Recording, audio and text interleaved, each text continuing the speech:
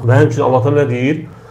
De ki, mənim qurbanım da, namazım da, ölümüm də, dirimim də aləmlərin Rəbbi olan Allah üçündür.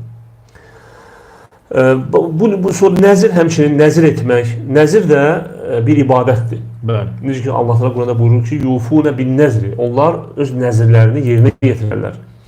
Nəzir bir insanın hansısa bir ibadəti özünə vacib etməsidir. Yəni üzərində vacib olmayan bir ibadəti Allaha əhd edərək və yaxud əhd edərək özünə vacib etməsidir. Məsələn, bu ola bilər insanın hansısa bir işinin düzəlməsi ilə əlaqəli ola bilər və ya ümumiyyətlə insan hansısa bir ibadəti öz-özünə vacib edib Allaha əhd bağlayır ki, məsələn, mən bu işim düzəlsin, qurban kəsəcəm və yaxud filan kəsə sədəqə verəcəm və yaxud həcc ümrə edəcəm və s. Yəni, bu kimi ibadətlərdən hansısa birini öz-özünə vacib etməsi. Düzdür, əslində bu bəyənilməyən əməl olsa da, yəni bu başqa bir mövzudur, amma ibadətdir. Və bu ibadəti də insan Allaha etməlidir.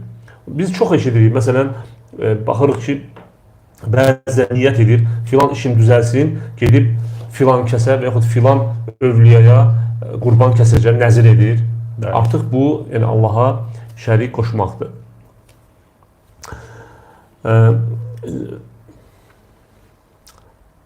Uca Allah Quran-ı Kərimdə buyurur. Yəni Allah Teala Quran-ı Kərimdə yəni yalnız ona ibadət etməyi buyurmuşdur.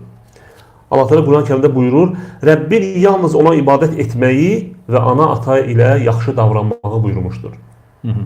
Başqa bir ayədə buyurur ki, halbuki onlara dini məhz Allaha məxsus edərək həniflər kimi ibadət etmək, namaz qılmaq və zəkat vermək əmr olunmuşdur.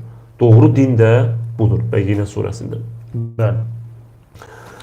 Və həmçinin qeyd etmək istəyirəm ki, ümumiyyətlə şirkin çox təhlükəli və həmçinin böyük günah olmasına dəlalət edən dəlillərdən də biri budur ki, Uca Allah qiyamət günü onun huzuruna Allaha şərik qoşaraq gələn qullarını, yəni insanları bağışlamayacaq. Baxmayaraq ki, Allah Teala rəhməti özünə, demək, Allahın rəhməti qəzəbini qabaqlayıb. Baxmayaraq ki, Allahın rəhməti qəzəbini qabaqlayıb, qiyamət günü ona şərik qoşaraq gələn, yəni şərik qoşaraq ölür və qiyamət günü bu əməl üzrə dirilən və onun huzuruna gələn insanları Allah Teala bağışlamayacaq.